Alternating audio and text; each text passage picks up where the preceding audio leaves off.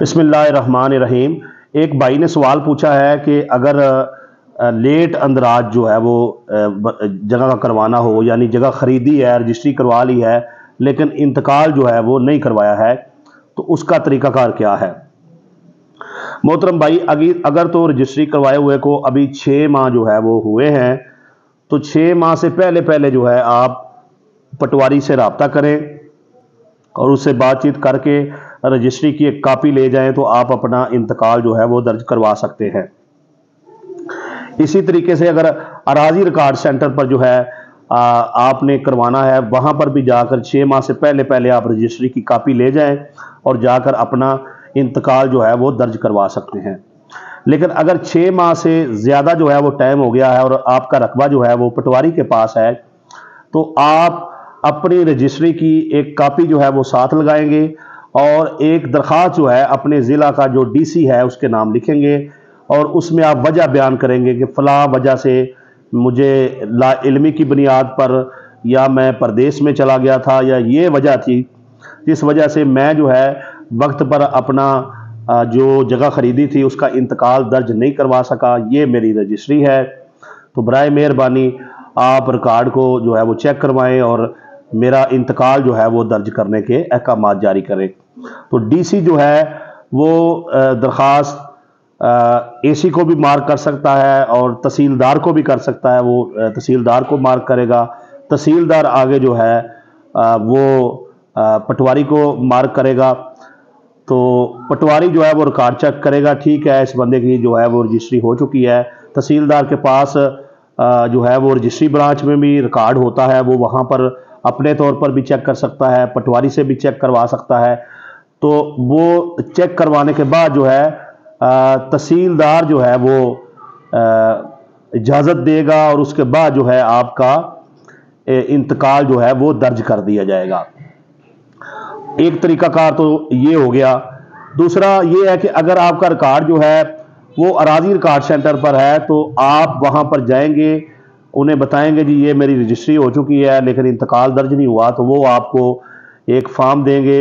اسے آپ نے فل کرنا ہے، ایک درخواست ADLR جو اسسٹنٹ ڈائریکٹر لینڈ ریکارڈ ہے اس کے نام دینی ہے اور وجہ بیان کرنی ہے کہ یہ وجہ ہے، اس کے بعد جو ہے وہ آپ کا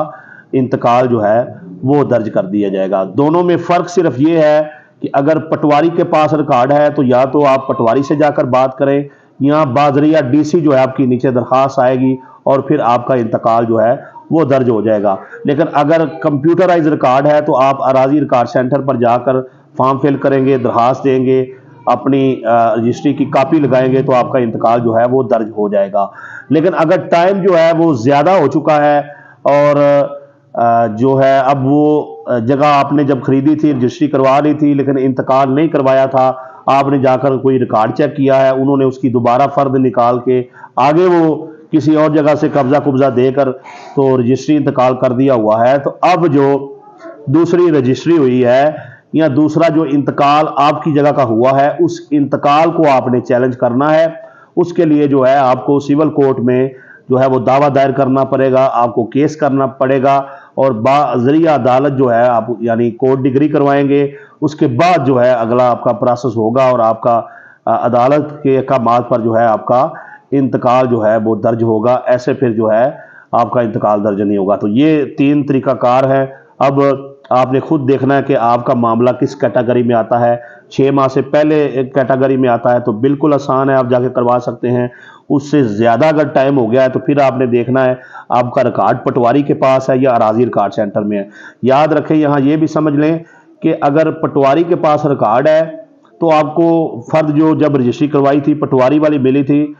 تو اب جو ہے اگر آپ کا جو پروسیس ہے وہ بازریہ ڈی سی ہی ہونا ہے۔ اگر آپ کو فرد جو ہے وہ اراضی ریکارڈ سینٹر سے ملی تھی تو اب آپ کا ADLR کے پاس جا کر ہی سارا جو ہے وہ پروسیس ہونا ہے۔ لیکن ایک بات ہے کہ جب آپ نے رقبہ خریدا تھا تو تب آپ کا رقبہ جو ہے وہ پٹواری کے پاس تھا، تو اب جو ہے وہ کمپیوٹرائز ہو چکا ہے، تو ظاہری بات ہے جو کمپیوٹرائز رقبہ ہوا ہے وہ بھی پہلے پٹواری سے سارا پروسیس ہونے کے بعد جو ہے یہ سلسلہ جو ہے وہ ہوا ہے۔ تو اس کے لیے ضروری ہے کہ آپ جو ہے پہلے ڈی سی کو درخواست دیں और उधर से प्रोसेस होता हुआ जो है आगे फिर ADLR के पास जो है वो आपका आएगा। तो ये इसमें तरीकाकार है जी।